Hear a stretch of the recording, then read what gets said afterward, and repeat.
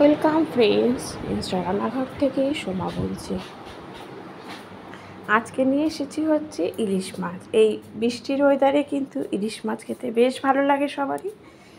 দেখে নাও তোমরা, এই পাতলা ঝোলটা খেতে কিন্তু ইলিশ মাছের ভীষণ ভালো লাগে। কুমড়ো আর বেগুন দিয়ে আমি করব।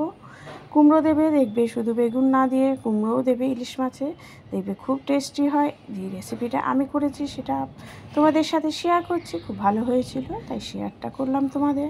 ভালো লাগলে তোমরা কমেন্ট করো, এবং নতুন যারা আছো একটু বেল আইকনটা প্রেস করে দিও। ইলিশ মাছগুলোকে আমি নুন হলুদ মাখিয়ে নিচ্ছি, কোনো মশলা ছাড়া কিন্তু এই মাছ রান্না হবে। ইলিশ মাছগুলোকে আমি ভেজে নিচ্ছি। আর ইলিশ মাছ সবাই জানো তোমরা, তাও বলছি, ইলিশ মাছ কিন্তু একটু হালকা করে ভাজবে, তাহলেই ভালো লাগে। আর এই পাতলা ঝোলে কিন্তু একটু ভাজতেই হবে, কাঁচা মাছে অতটা ভালো হয় না। এই মাছটা একটু হালকা করে ভেজে নিলে এর টেস্টটা আরও বেশি ভালো হয়।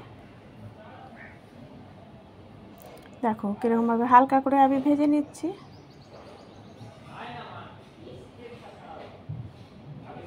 তারপরে কড়াইয়ের মধ্যে আমি দিয়ে দিলাম হচ্ছে একটু নুন দেওয়ার পরে দিচ্ছি হচ্ছে কালো জিরে, গোটা কালো জিরে ফোড়ন দিলাম। তারপরে কাঁচা লঙ্কা দিয়ে দিলাম।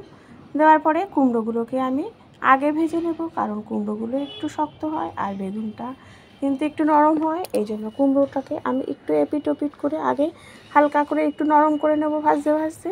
তারপরে দিয়ে দেবো হচ্ছে বেগুনগুলো।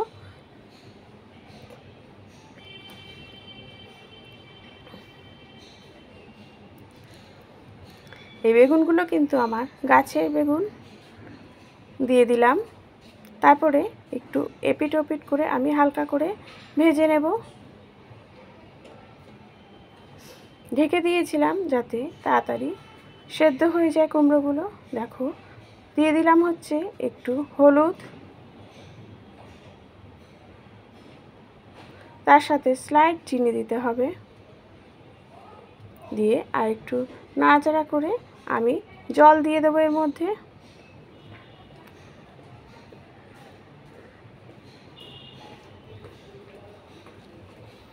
আর এই ঝোল খেতে কিন্তু বেশ ভালো লাগে, সেই জন্য জলটা একটু বেশি হলেও অসুবিধা নেই, কারণ যত ফুটবে ততই কিন্তু এই পাতলা ঝোলের টেস্ট আসবে। ইলিশ মাছটাও দিয়ে দিলাম।